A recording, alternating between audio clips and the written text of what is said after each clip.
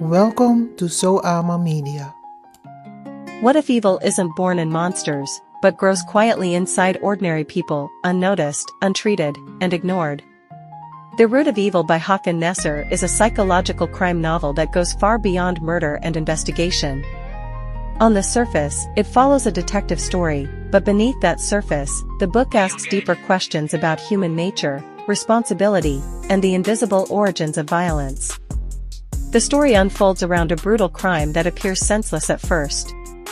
As the investigation progresses, it becomes clear that the crime is not random. It is the result of emotional neglect, suppressed anger, moral confusion, and a long chain of silence. Rather than focusing on action or shock, Nesser slows the reader down. He takes time to explore the inner lives of his characters, their memories, frustrations, regrets, and unresolved wounds. The crime becomes a symptom, not the center. The investigation forces the reader to confront uncomfortable realities, how childhood experiences shape adulthood, how emotional abandonment can turn into rage, and how society often ignores warning signs until it is too late. This is not a story about bad people. It is a story about broken systems and broken communication. One of the strongest themes in The Root of Evil is silence. Silence in families. Silence in institutions. Silence when something feels wrong but no one speaks up. The book suggests that evil does not usually appear suddenly. It grows slowly, fed by neglect, misunderstanding, and emotional isolation. The characters are not portrayed as purely good or evil, but deeply human. Nesser also explores moral responsibility.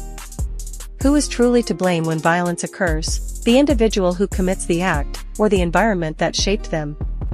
The novel does not excuse crime, but it refuses to oversimplify it. Instead of asking who did it, the book keeps asking, why did this happen? What makes this book powerful is its restraint. There is no glamorization of violence. No glorification of killers. No dramatic hero worship. The tone is quiet, heavy, and thoughtful. At times, the pacing may feel slow for readers expecting a fast thriller.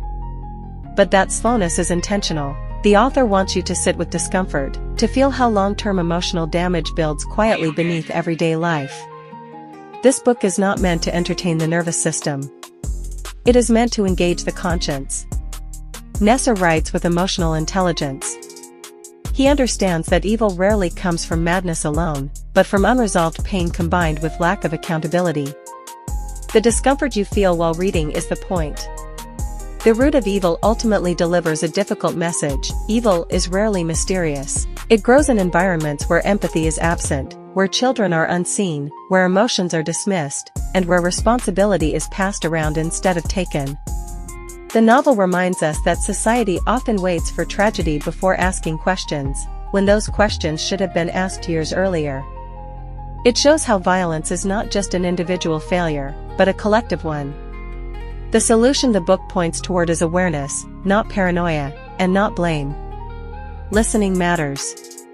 Early intervention matters. Emotional education matters. The novel quietly argues that preventing harm requires more than laws and punishment.